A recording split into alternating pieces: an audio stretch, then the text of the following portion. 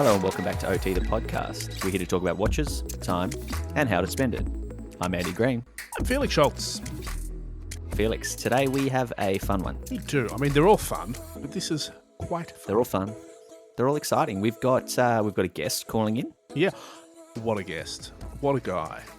He's how do we describe him in a haiku, Andy Green? I'm not sure that poetry is even fit as a description, but we've got Matt Hranek. Yes. Who I think a lot of our listeners will know from A Man and His Watch, very famous kind of book that was released in the last couple of years. But if you're not familiar with that, I mean, if you're on the gram, you're probably familiar with his globe-trotting, Negroni swilling beef cooking adventure that is the W.M. Brown Project. He's a raconteur. He loves a tray of meat. He has a knack for going viral on IGTV. He's really mastered the art of at home viral video, whether it's mixing a drink or demonstrating how he uses his fancy shotgun. He's a modern gentleman. He really is. He's kind of we're gonna give him a call in a minute. I think he's up on his farm a couple of hours out of New York, which is very cool. Yep. But something that we'll talk to him about, and we should talk about because we should get a story straight. We should get a story straight. But we've both been playing with the same toy lately. You've had a slightly different one. Where's this going, Andy Green? Well, it's the watch that I'm sure everyone has heard about by now. But the new Tudor Black Bay 58 navy blue. What a watch! So, I was I was one of the few people I think in Australia to get the call to give it a road test, but not one of the few people in the world. No, they had a really successful launch, both their retailers and their and press. I mean, there was probably yourself and maybe one other person here. I think so. I'm not. Don't quote me on it, but I think that's what worked out. Should we actually talk about what the watch is first, or do we just assume that everyone's all over what this is? I believe everyone knows what we were referencing, but if you haven't, we're talking about the new 58 Tudor Black Bay with the navy blue. So it's obviously got the blue bezel and the blue dial. Felix, you've got it on the bracelet. No, fabric strap. Sorry, the NATO. Yep. It's not a NATO. It's a fabric strap. It's a fabric strap, and I've got it on the soft touch strap. Not a leather strap. Not a leather strap, which is quite interesting. That's one of mine. What are your first impressions on it? You can't go wrong with the watch. I mean, the 58 is, for me, look, I like what the larger Black Bay did, but it was never a watch that I would have ever considered buying because I find it slightly too large. 58, you've owned one. I've borrowed yours. I've worn this. It is a ripping watch. It's just about flawless. I mean, we talk a lot in watch matchmaking about that, one good watch sort of concept. And this is that. That's what this watch is made to be. I think it's beautiful at that. Yeah, it's a really fantastic iteration of the 58. I had the original Black Bay. That's sort of how we, really early on in the Felix and Andy professional friendship, that was one of the that was probably my first serious watch, was when I kind of saved up. You were quite well known on the gram back in the day for your love of Tudor before you got all crowny over there. I grew up, Tudor on Instagram follows me. They follow like 88 people, and I've been on that list for a little while. So that's probably my greatest achievement. That's pretty good. Now that's on the public record, they can't unfollow me because it would devastate. No. I think Tudor's PR have listened to this and going, "Hey, who following this guy?" And they'll unfollow you. Anyway, they've just finally realised who I am. Back onto product. One thing that I kind of think I prefer to this one, like the blue's fine. I don't mind the blue. Like it's hard to go wrong. What I do like is the lack of gilt or the lack of that gold. Yeah, you're right. I prefer it. I think it's a really interesting. Obviously, we wanted more watches like the 58, as you mentioned, the existing Black Bay in its sort of form of the bigger case. It's a bit too chunky. Everyone wanted the 58. It came out. It's been wildly popular, and then of course we wanted more iterations. We want a bit of variation, and that has to be the future of the Black Bay sort of line at its core. Yeah. So it might not be a radical change, but it doesn't need to be. It's just more variety on Tudor's not a an radical absolute company. banger. And on No. this, I mean, I think we're beginning to get into territory as to what I will call, in air quotes, the Black Bay 58 controversy. Drama. Well, yeah, I think it's a low bar for drama, to be honest. So we sort of alluded to it at the start, where this watch would normally drop at Basel, and there'd be a lot of press coverage and a lot of mentions and a lot of that social moment. But obviously they couldn't have that this year. So what they did instead, because they're a very well organized, large multinational company, was they got it out to a bunch of editors and journalists, mainly, maybe a couple of influencers in there, and they lent them out for a week. And they sort of hacked the system to get that same impact on the social front. And at the same time, they were available for sale. This, while I think it was quite smart and a good, use of your, marketing in a really tricky time to release a product. Yeah, definitely. It's a slam dunk. Yeah. It got people het up. What do you think, Andy? I agree, and it got a lot of really interesting. I think a lot of people in the industry got quite riled up over it. Obviously, the authorized dealers for Tudor had these pieces ready to go the day it was announced. That sort of that tends to be the way with their mid-year releases that Tudor has become somewhat famous for. If you think about the black variation of the original Black Bay, that was a little bit later. I think that was October. I thought it was that a bit later. It was October. Yeah, okay. Yeah, but if you think about the Pelagos LHD, that was about a mid-ish year dropped, and that was ready for sale the day it came out. So they have done this before. I just think it was a combination of that approach that they've kind of been doing, the fact that, people are really like gagging for new watches because supply chain has been disrupted for so many brands. Obviously, Basel Watches and Wonders, all that sort of stuff didn't eventuate, and we've actually haven't seen that many new watches relative to, the last couple of years, and people were just sort of waiting, and then it came out, and, it's the biggest deal that we've seen. But you know what? Someone had a really interesting experience, we'll call it, with this whole phenomenon. Yeah. Adrian, who we've had on the show before. We looked that up, but Adrian from Bark and Jack. So you know what I did? What did you do, Andy? I asked him for his hot take on it. Cool. And he sent it over. Well, you want to hear it? Let's cut to it.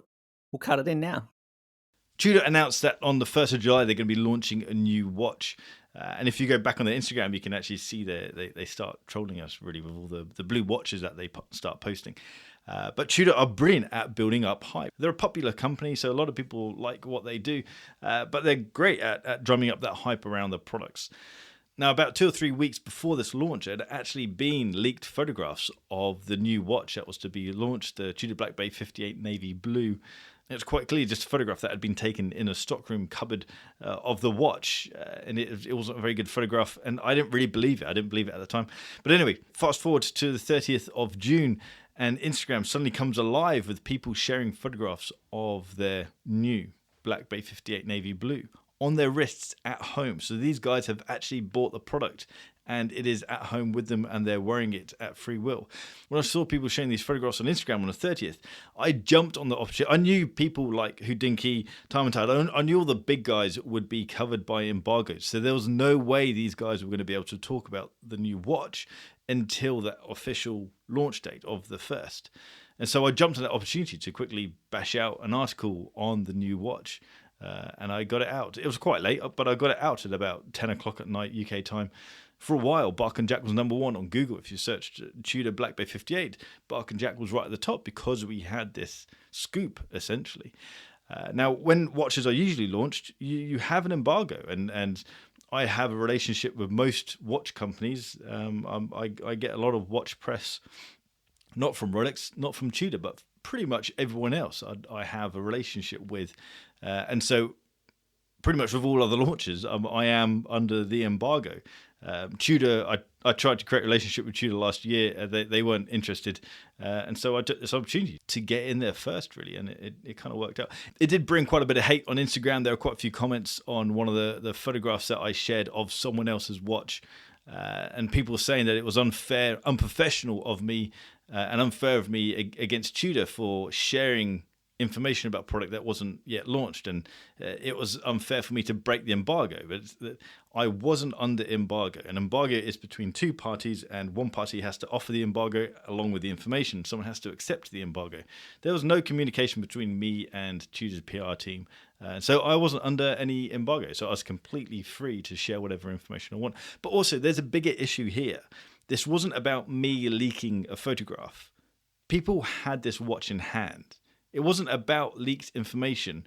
This watch was leaked. The product was leaked before the launch date. So this isn't an issue with someone sharing a photograph on Instagram. That's nothing compared to the fact that these guys, these dealers, the dealers who have an official relationship, a contractual relationship with Tudor, have broken that by selling the watch before the launch date. And the ADs can't have an excuse of saying, oh, we didn't see the memo, or we didn't see the piece of paper that came with the box of watches that told us that we weren't allowed to see them. I've seen photographs of the watch coffins, the little transit boxes that the watches come in. And every single watch box had a sticker on top saying, shh, top secret. I'm reading it right now. Shh, top secret. No word to anyone selling or cheeky snaps before the 1st of July. Every single watch had that sticker on it. Yet the ADs ignored that sticker. I'm annoyed with everyone else that this stuff was leaked out. It never does justice to the product when there's information leaked out. But Tudor's job is to create watches and sell watches and keep that information secret until the time of release. My job is to talk about watches, but I did my job. Tudor needs to tighten up their infrastructure. They need to have a more robust and more secure infrastructure, and that's something that they need to build with their ADs. Now, I have another kind of thought around this, and this the leak and the kind of dirty play from the Tudor ADs could be down to the economic situation that we're in. If you think about all these ADs, Tudor and Rolex didn't allow their ADs to sell watches during the lockdown. So these companies are struggling. And here's an opportunity for them to suddenly make a little bit of cash. And these Tudor ADs want to get their VIP clients to buy from them rather than the Tudor AD down the road. So they want to secure these clients.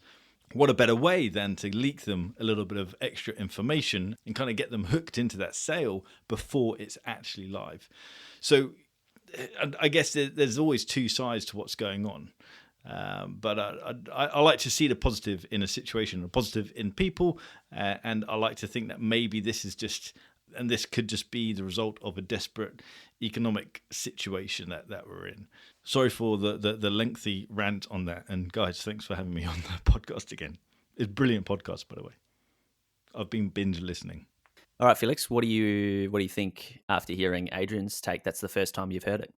It is. It's interesting. So this is really, for me, so working in the industry, I find this really, really fascinating because I see that I know what Tudor are doing and I can appreciate Adrian's point of view. And it is a really interesting one. It was also, if I'm honest, it's a bit of a risky move, but like he said, he doesn't really, speak to Tudor much at the moment. So what's he got to lose aside from maybe a little bit of a perception around integrity, but I think this is, like we said earlier, this is drama. Like this is what the watch brands do. They lend stuff to people that will influence and talk about it. And it's just been made really, really visible by the fact that the pool of people that are having access is smaller than it would have been at Basel, perhaps. Yeah.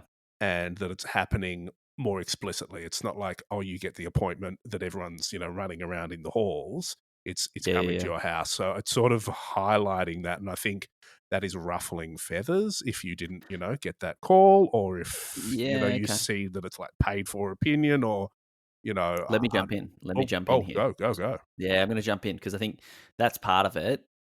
What I did check after hearing, his take was the account that who's, obviously he shared the story with the photos.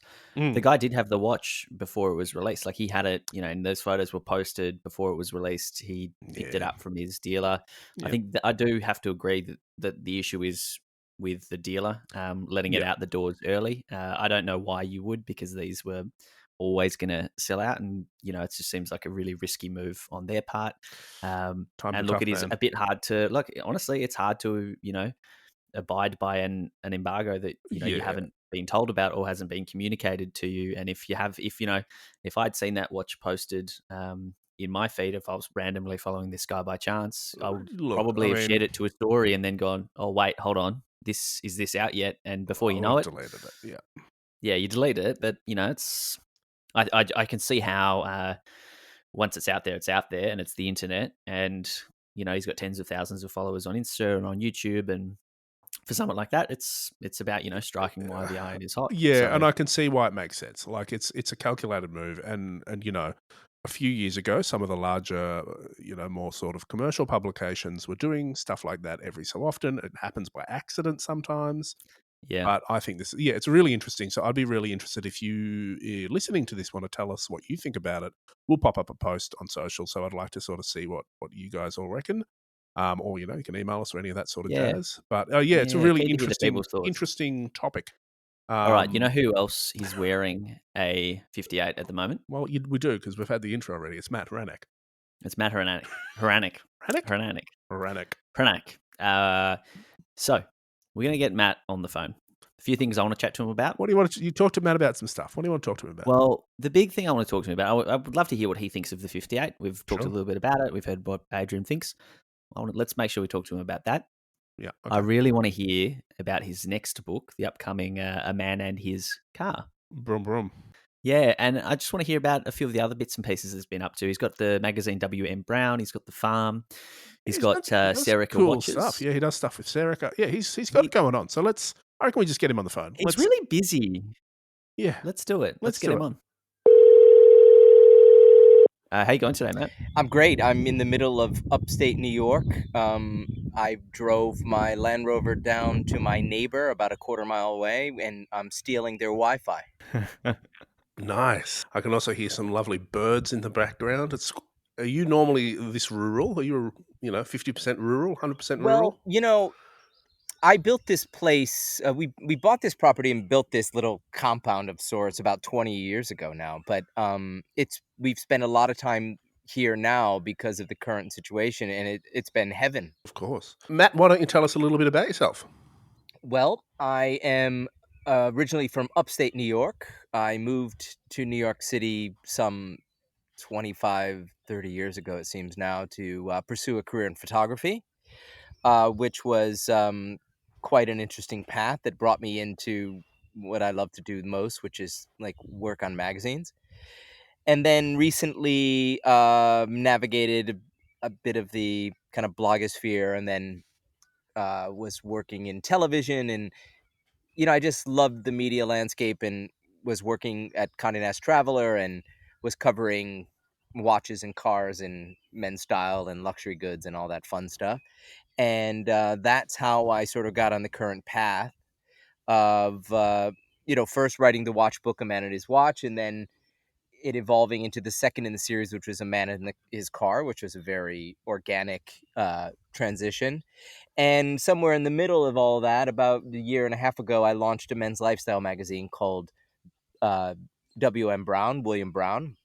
And I'm sitting literally on the farm that was called William Brown some 70 years ago. And that's where I pretty much ripped the name off from.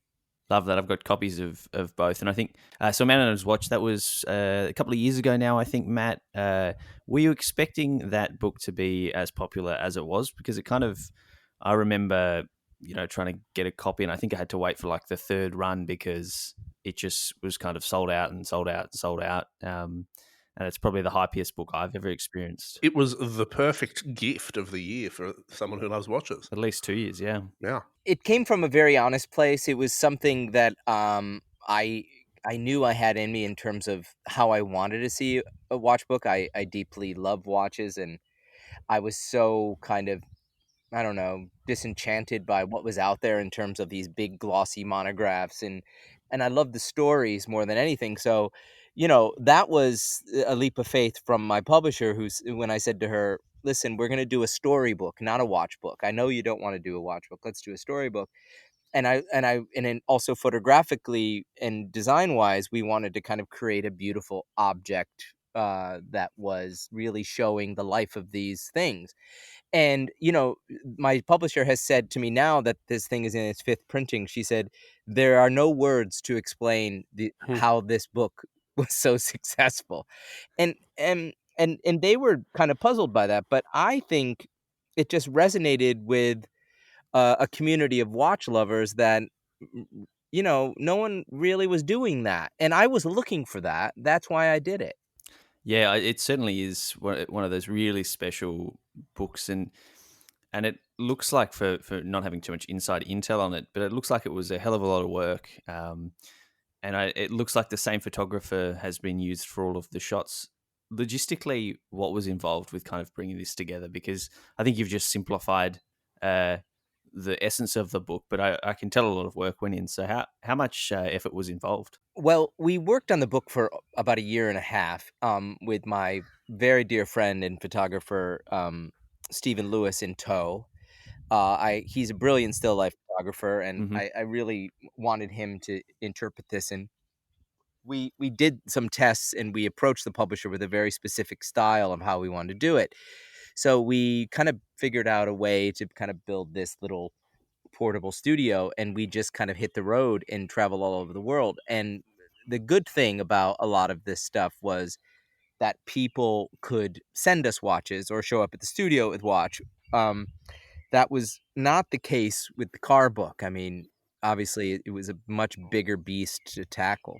Yeah, I can imagine, watches are very small, portable, and can be shot in studios, and cars less so. So how have you sort of surmounted those logistical issues with a man in his car? Well, I took advantage of my 25 some years as a photographer, and I said, listen, this is only going to work logistically if I photograph the cars, and I wanted them to be thematically similar in terms of very simple on black, showing patina. We're not washing cars, like really showing the life.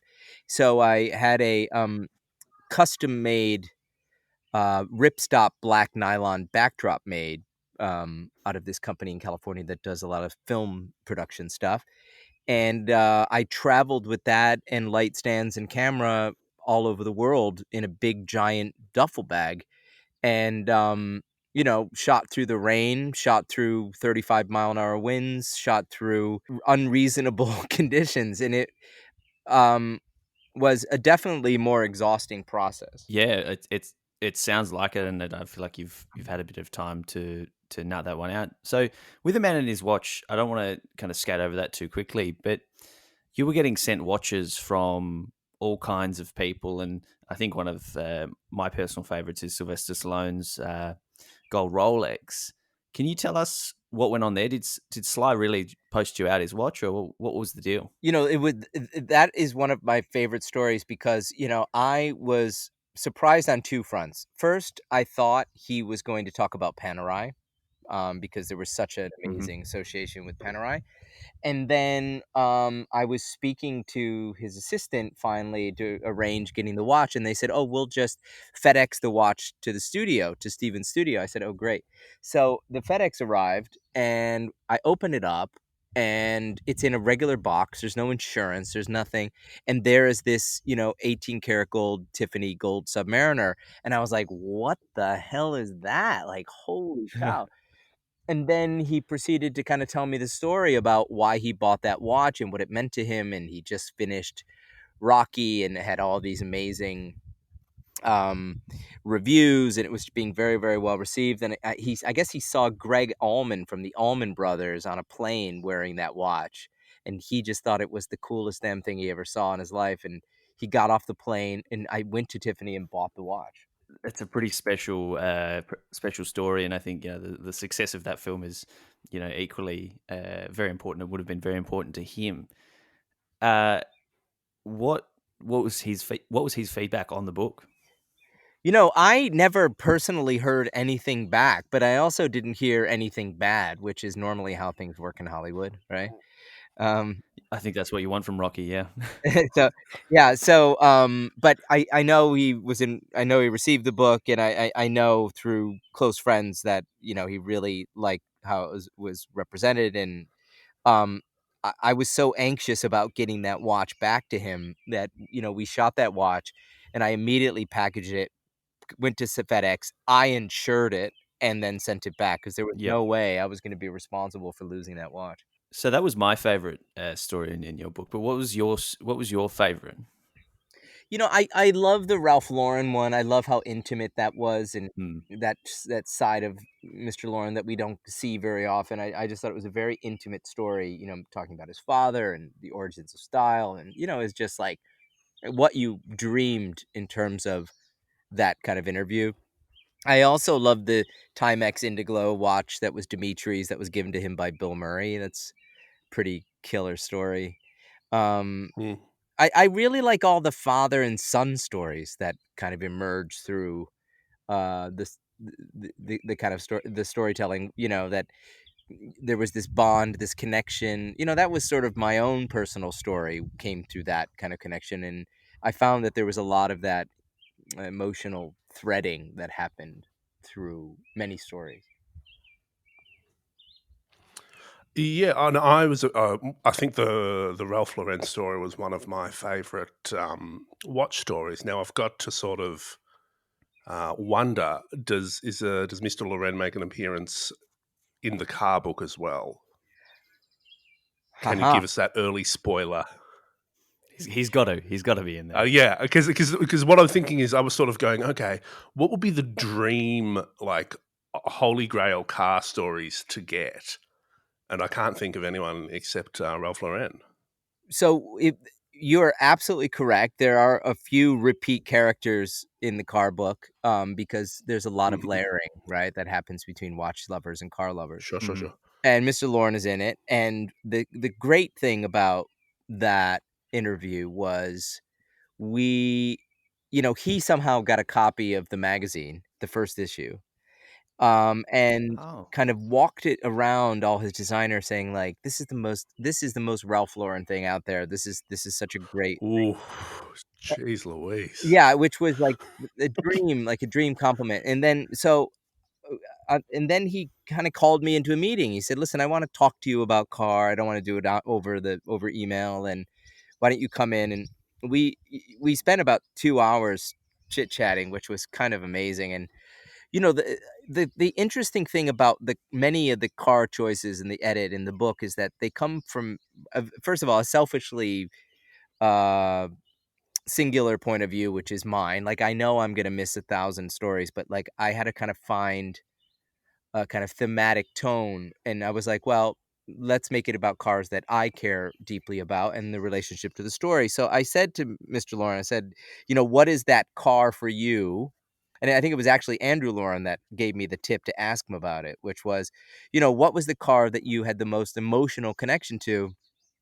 Because obviously he has an epic car collection, and I didn't want to just talk about priceless Bugattis. And so it's this Mercedes convertible that he bought when he first launched his business. And the kids drove around in it in East Hampton, and they brought it to the beach and washed it and ruined the paint in salt water. And it just became another very intimate story about his success, what the car represented in terms of success, and what it meant to his family, which he's a very intense, very focused family man. And, it was Andrew Lauren. It was like, no, this is the car. This is the car that really tells the Ralph Lauren story.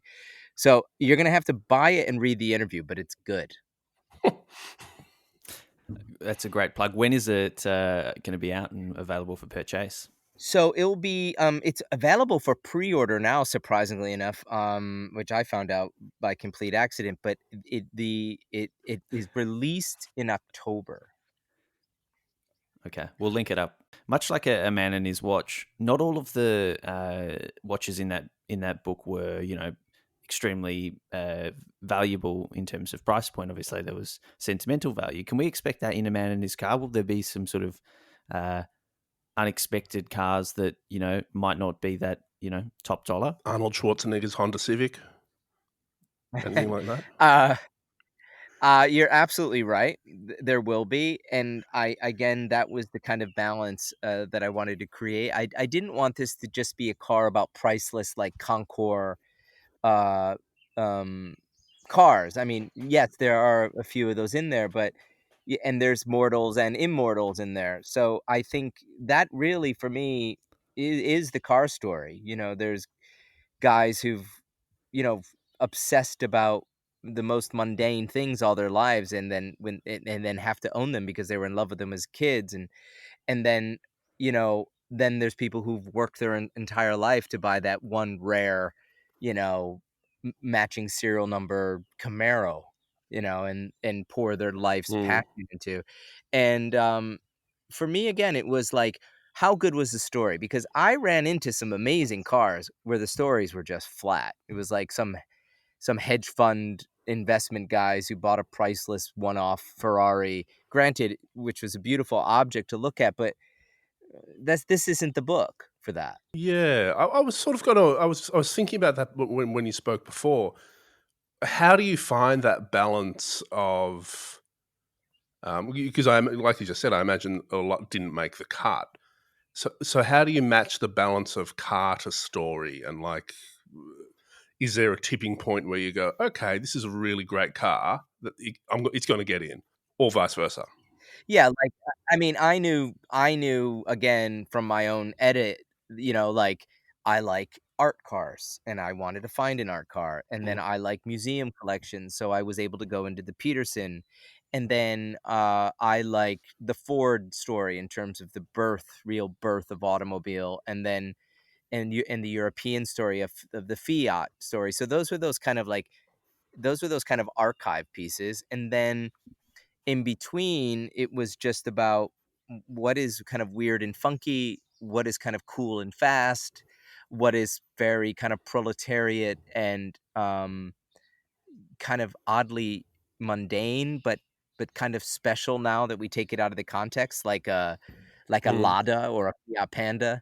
Um, I Of just course, yeah. think that's how I was thinking about it. I was kind of going through it using my editor's hat and saying, okay, we have this, we have that. What are we missing? Who are we missing? What is the tone?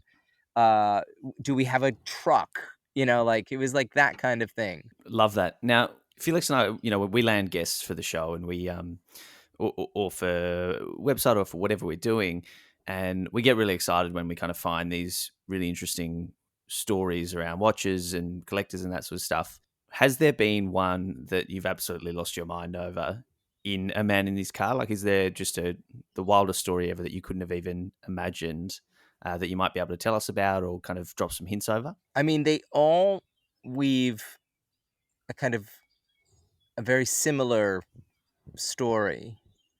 But I'm always amazed and about cars that people have lost and then found again, and how that happens. And there's a story in there about an Austin Healey that a father sells and abandoned, and like, again, all those connections, right? Drives the kids to the prom with it. The kids have their first date on it. He, kisses his wife with it in it, and races it, and all of a sudden, he needs money. So he sells it.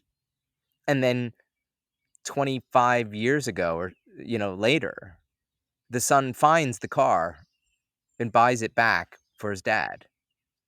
And I'm always like, how the hell did you find this car? You know?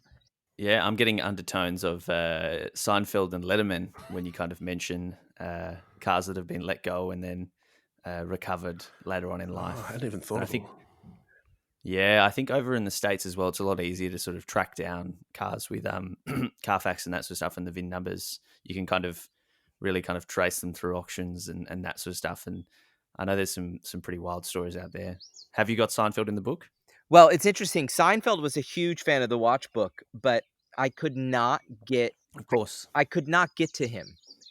And out of all the personal connections and all the people that were connected to him, it's funny, like, people who are friends with him, and I know people who are friends with him, they were very honest with me. They were like, man, Jerry gets asked all the time for this kind of stuff, and I feel, I don't want to, like, be that friend who does it. And I said, I totally get it. If there's an organic way to talk about it, then yes, please do. But it was disappointing. But I have to say, like, you talk about losing, selling, and getting back.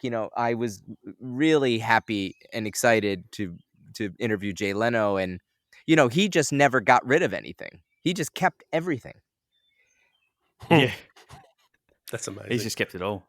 He kept it all, and he has, and the car that I wanted was his first, which was this Buick Roadmaster that he bought for like $500 when he landed in LA. And his interview and his story in that car are just magic. I think for me and for Andy, for me especially, I'm very familiar about the connection between people and their watches. I think that's really tangible, really lovely, something you wear on your wrist and that travels with you through your life. What is it about cars that's special? Because for me at least, like, there's a Kia in the driveway. They just don't, they're utilitarian objects and they do something. They go from A to B. Like, at what point does it sort of turn into something bigger, and what's the crux of that story for you about that personal emotive connection with something on wheels and an engine? Like growing up in America, cars are an intensely big part of the culture, and a car says a lot about who you are, your social economic status, uh, how you represent yourself, how do you want to present yourself. And I think growing up with a lot of men and women, like some of my aunts had the coolest cars. And I think about it growing up, there was they were a part of the dialogue of the culture, and it kind of broke you out into micro groups and clubs and whatever. Like, my cousins were into muscle cars and Camaros and Firebirds, and my dad loved British, Triumph TRs and British racing cars, and I always gravitated to kind of, it was the 80s when I really was focused, and so I was looking at BMW and Porsche and Audi. So like that was the big identifier. And I think that, you're either into it. It's like watches. Like you're either into it if you're not. And I don't hold anybody against it one way or another. But, I wouldn't have married the woman that I married if it wasn't for the fact that she too loves cars. That's actually a really interesting point, and that's sort of a question that was on our list. I can't help but notice that this book is called A Man and His Car. Was there ever any thoughts about including, sort of women that own cars or that love watches as well? How did you navigate that gendered territory? So, I mean, I have been surrounded by very strong, very thoughtful women all my life, and I paid attention to them, and I paid attention to what they gravitated to and what they liked, and and that, again, selfishly, these books coming from my point of view, there was no woman I've ever known in my life, and my wife included, and my mother, and all my mother's sisters. There's like 11 of them. They didn't care about watches. And it was like all Yep. the men that were putting all this emotional and like kind of even physical weight on these watches. So like for me, it was just, those were the stories I was running into. So the woman was the exception. So, and then with cars, like, listen, I know women who, like Yolanda, my wife, has owned probably some of the coolest cars, including American 4x4s that, I mean, you could just like, make the list of like how She could have a book on her own. right. Like she owned International Scouts and Ford Broncos, and then Citroen. She had like magical cars. But and she led me to the car story that's in my book, which is the 911. But it always seemed like there was, she could have, it was like changing a shirt for her. Like it would be like, okay, let's get another one. Oh, let's get rid of that. We'll just dump that and sell that one. We'll move on to the next one. Where for me, like I'm such an emotional pack rat. Like there is no way I am ever getting rid of that 911. There is absolutely, if I lose all my money, I will work harder. I will eat less. I will not ever get rid of that car because of what it means to me emotionally first. Yeah, cool. So are there any women in this book, or they didn't get a, can we expect the follow up? A woman in her car. There is an interview in the book that Yeah. was kind of dominated by this guy's wife. And I'll tell you how that happened. They collected, you know what American checker cabs look like? They're just the most beautiful, Yep. right? So they were part of this kind of Brooklyn checker cab club, and they had this spectacular one that I photographed. And, the way I did the interviews was I would set up a recorder or my iPhone, and I would just have a conversation with the owners, and she was standing next to her husband, and basically when I asked him a question, she just answered it. Or he forgot a fact and she filled it in.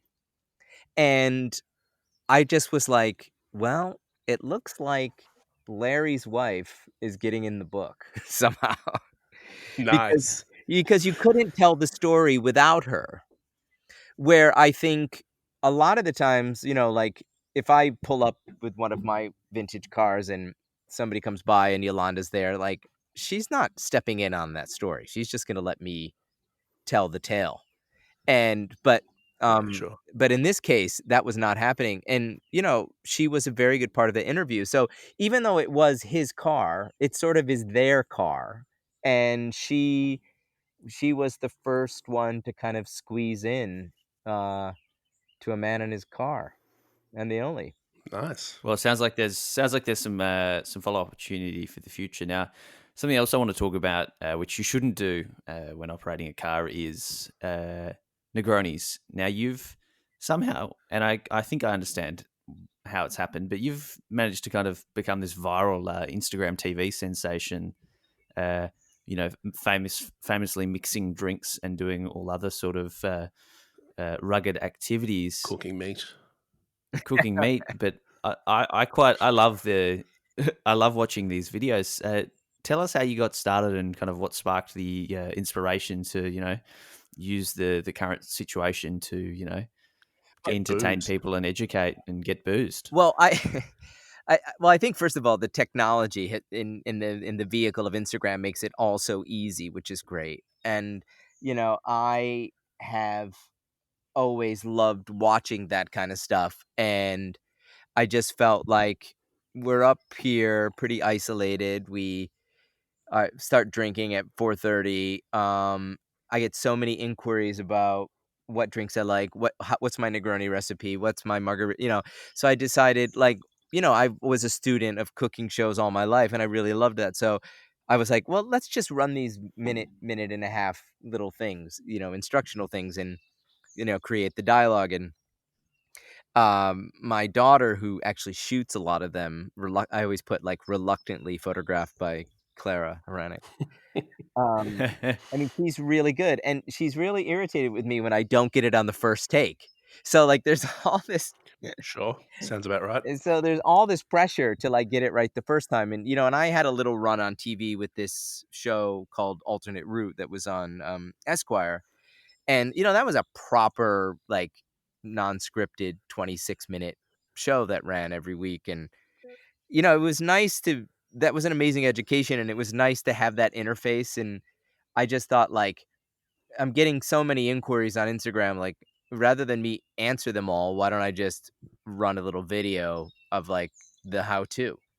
Yeah, I mean, I found myself, obviously watching these videos, but also I think you've done tutorials on clay shooting, and you kind of talk through various guns. And now in Australia, none of that stuff is really a thing. We don't have guns really. But I just find fascinating. There's almost an educational element to it in there for me. Yeah, it's a WM Brown brand experience. It is. You kind of. Well, I mean, just to talk about that, like, growing up here where I grew up is very, very, very wide open, rural, and the kind of shooting sporting traditions are a big part of the culture, and I grew up with a father that kind of approached it in the most kind of elegant way. And um, yes, I am appalled by gun violence and what that means, and I really feel that the stricter the better. And we're very lucky, for example, in New York State, that we have that. But there's something about those like shooting traditions that connect me so deeply to my own familial experience, and I and the craft of them at that level are like watches. And I remember when I would go to these shooting clubs, these clay shooting clubs with my dad, like that's where I first saw Rolexes. That's where I first saw like watches that I still dream about today. And any guy with a custom, expensive Italian or Belgian made shotgun certainly had a Rolex on his wrist and would wheel and deal and trade one thing for the other. It was just a part of the culture. And also these guys drove cool cars too. It just seemed like everything kind of was integrated. And then when I got up here, it was my kind of connections to nature and wild foods again. And so there's all that kind of, again, emotional layers within it all. And I think it's just kind of important for me, you know, about how I represent myself or how I want people to see me, to talk about those things in a cohesive way that makes it slightly more understandable and less, um, I don't know, with less negative overtones. And I understand why. Yeah, I think yeah, like with everything in life, I think context is king, and it's got to sort of make sense. So yeah, I hear where you're coming from there. Yeah. Um, I just wanted to ask, sort of get back briefly to watches because that's what we're sort of about here. What have you found yourself wearing on the wrist, over the last few sort of months? Because I've just gone back to a lot of, Casio G-Shocks. Yeah, I'm Is there wearing. anything that's sort of your go-to? Well, the funny enough, I love Submariners, and I was been wearing, and I actually bought a reasonably modern one recently because I didn't want to be beating up the vintage ones that I no longer can afford to buy. And But now I'm wearing this watch called a Sirica. I'm actually wearing it right now, which is Yeah, lovely. a watch that I did with these French buddies of mine who said, you know, what are you missing out there? And I said, I love military styled um, wristwatches. I just think, a manual winding, stainless steel, very analog watch. I think I don't own. I do own versions of them, but now they're too expensive for me to kind of wear and beat up and Mm. go fishing and swimming with them and blah blah blah blah blah. So we set out to build that idea of the kind of William Brown edition. So I like, we have to do an unadulterated full milli spec watch, and they said, and we'll use Swiss movement, and I said, yes, you're sort of ticking off all the box. And I said, but for me, the most important thing about this project was it had to be reasonably affordable. It couldn't be. I mean, we realistically couldn't make it for $100, but it couldn't be 1,000. Like, it had to be well under 1,000, and still be elegant and perfect and smart with a suit or terrific in a fly stream or whatever. And I just love it. I've been wearing it up here more often than anything else. Yeah, perfect. I can definitely see how that's a really great do anything, go anywhere watch.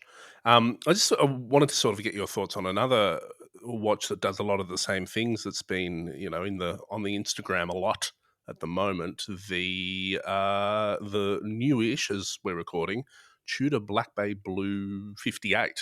Have you Navy blue. seen it? Navy blue, whatever it is. Yeah, You've got one, I don't you, Matt? actually just dropped it off in FedEx Yeah. to give back to Tudor, but they sent me one to test drive, and I think Yep. it's amazing. I'll tell you what I like Yeah. about it.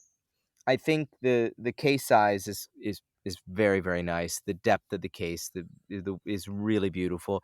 I think it nods to the DNA of the brand, which is what I kind of fell in love with. I own an original Snowflake with date, Yep. and it's one of Mm-hmm. my happiest watches that I have, and also I have the first re-edition of the Black Bay that actually was the first purchase, the gift my wife gave me as a watch. I couldn't Oh, believe it. nice. But Yeah. I think they've done a brilliant job with it, and I also think the price point is fantastic. Yeah, it really is. In terms of that blue dye, obviously you're a very, very stylish gent. How versatile do you think the navy blue is in comparison to, say, the black 58, which is much more aligned with that traditional Submariner-esque watch? You think you can wear it with just about anything? I bought my wife because I thought she needed it, which was really my code for I wanted it. A vintage blue dial Datejust. And Yep. I just think it's the sharpest thing going. And I think when I saw the density and color of the blue that kind of had all those kind of vintage nods that Tudor did, I think all day long it's a incredibly versatile and smart looking watch for sure.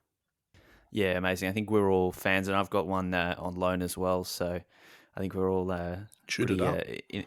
tutored, navy blued. All right, well, Matt, let's wrap out with some recommendations. So I want to hear. I'll ask you a couple of questions, but I want to hear. Aside from the Serica, what do you think the perfect daily watch is for a sophisticated gentlewoman, to kind of get you through the week? I mean, I think all that question first starts with like, what can you afford?